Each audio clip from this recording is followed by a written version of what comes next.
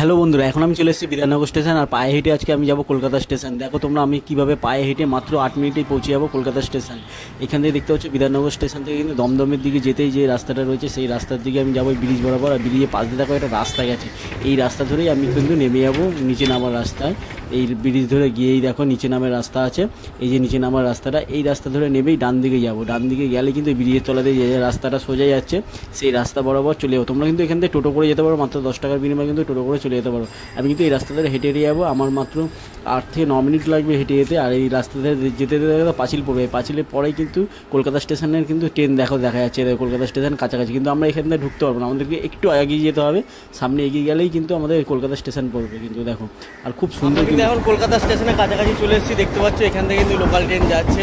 আর এটা যেহেতু জাল দেওয়া আছে, এটা হচ্ছে ইন্টারন্যাশনাল স্টেশন, তাই এখান থেকে ঢোকা যাবে না, একদম গেটের সামনে দিয়ে যেতে হবে। আর এই দেখো কলকাতা স্টেশনে প্রায় কাছাকাছি চলে আসলাম। চলো তোমাদেরকে পুরোটা দেখাচ্ছি। আর দেখতে হচ্ছে কলকাতা স্টেশনে কিন্তু পুরো জাল দিয়ে আটকানো থাকে। এটা যেহেতু ইন্টারন্যাশনাল স্টেশন, এখানে কিন্তু বাংলাদেশ, ইন্ডিয়া বাংলাদেশের ট্রেন এসে দাঁড়ায়, তাই এখানে জাল দেওয়া থাকে। আমরা কিন্তু প্রায় প্ল্যাটফর্মের কাছাকাছি চলে এসেছি। আর একটু এগিয়ে গেলে মেন গেট, যে কলকাতা স্টেশন, সেই মেন গেটের সামনে আসবো। আর দেখো কত সুন্দরভাবে আমাদের জাতীয় পতাকা উঠছে, দেখো কি দারুণ লাগছে কিন্তু। আর এই দেখতে পাচ্ছ কলকাতা স্টেশন সামনে এসে গেছে।